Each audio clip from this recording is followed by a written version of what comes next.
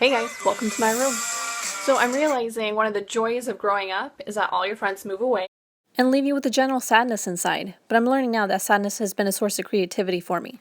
because I'm turning tears into gears. Get on board this fast train to no frown town. So I'm starting a video postcard project because we're all adults and we don't have time to call everybody or write emails to everybody or letters. I love you guys, but I got ish to do. Mama, ice cream now, okay?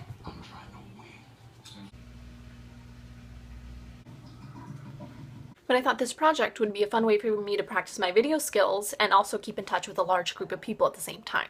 You're welcome. Since it's February in the supermall that is America, you can't go 10 seconds without Valentine's Day punching you in the face. In fact, February is now being called the month of love by such credible sources such as BuzzFeed and my morning radio show host guy. So I thought we'd take a minute to talk about this oh so lovely occasion, aka the month I spend avoiding my mother's pitying looks and talks about arranged marriages. And for those of you wondering, yes, that's still a very real thing that people still agree to do, and it doesn't end horribly for everybody. But then again, I guess you could say that about marriage in general. Okay, well, most cynicism aside, love is actually a pretty fascinating topic. I mean, there's so many different types of it. There's a parental love that's so strong that your parents don't abandon you in the middle of aisles when you're acting like a moron. Then there's the love that you have for your siblings and for your friends, and the purest love of all, the love I have for cheesecake and Tom Hardy, which is only surpassed by the love that Snape had for Lily, because that shit was eternal. But I actually want to talk about courting and relationships in animals. Some people might say that you can't compare animal love to human love, but to that I say, some people have never met a dog. Penny, you love me, right?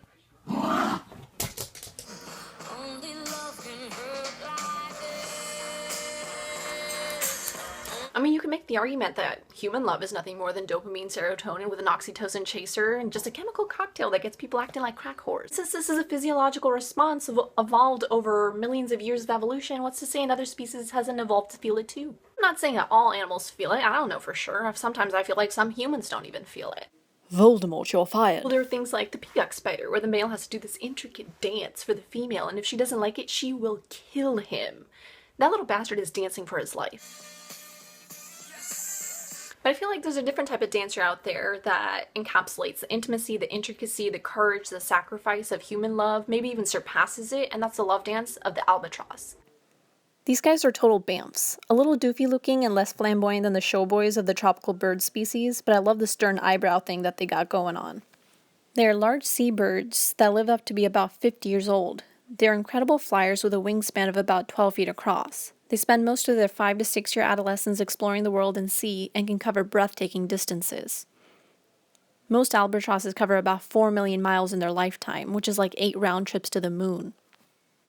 These lone sea-wandering moonbirds are already sounding pretty romantic, but it gets even better.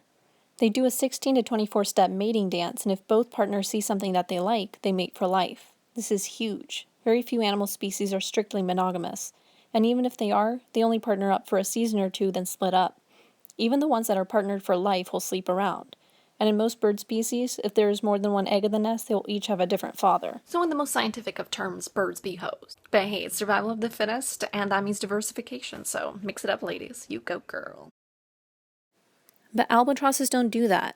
They spend years learning and perfecting their dance technique, and will do the whole dating scene sometimes for years before picking a partner. Then they have a single chick together and co-parent. Each parent takes turns sitting on the egg and feeding the chick when it hatches. So the parents rarely see each other because when one takes care of the little one, the other one is out catching dinner. After the chick can fend for itself, they both take off for months at a time, sometimes a year to wander the sea. But then they always come back to the same spot at the same time to meet up. How do they know when to go back? How do they know which one is their love in all that mass of feathers? Scientists once noted an albatross waiting 180 days on an unfertilized egg waiting for its mate who had died at sea unexpectedly, before it finally gave up. Love is patience in these guys. I would say that I hope y'all find your albatross this Valentine's Day, but I think that's stupid. Because first, you have to be an albatross. Have a wandering heart and explore or learn something new. Go after your passion, whether that's a person or a personal pursuit, even if it takes 8 round trips to the moon. Tell reality, get the fuck out of the way. But never forget who's at home waiting for you. And most of all, never stop dancing.